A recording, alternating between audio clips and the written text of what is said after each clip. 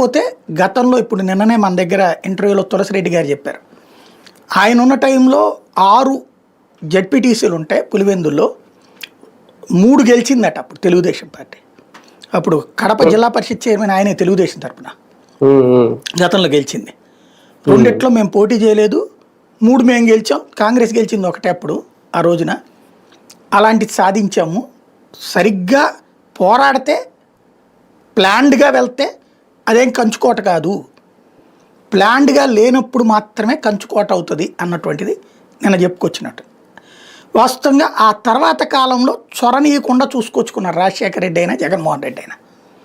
కానీ క్రిందటిసారి వివేకానంద రెడ్డి కనుక ఎమ్మెల్సీగా గెలిస్తే ఆయనకి ఇక మళ్ళీ పాత రోజులు వస్తాయి. ఒకప్పుడు కాంగ్రెస్ పార్టీలో అంటే రాజశేఖర రెడ్డి బతుకున్నప్పుడు రాజశేఖర రెడ్డి ఢిల్లీ రాజకీయం చూసుకుంటే గల్లీ రాజకీయం అంతా వివేకానంద రెడ్డి చూసుకునేవాడు, ఆయన మాటే చెల్లుబాటు అయ్యేది.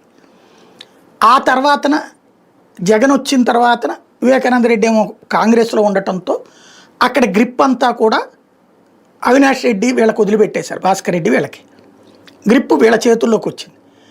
మళ్ళీ వివేకానంద రెడ్డి వైసీపీలో చేరడం, అక్కడ ఎమ్మెల్సీగా పోటీ చేస్తాం. అక్కడేంటి 90% అదేది స్థానిక సంస్థల ఎమ్మెల్సీ సర్పంచుల దగ్గర నుంచి వీళ్ళందరూ ఓటేసేది. వాళ్ళందరూ వైసీపీ వాళ్ళే 90% మంది. 90% మంది వైసీపీ వాళ్ళు అన్నప్పుడు అసలు ఓడిపోవడం ఏంటి చండాలంగా?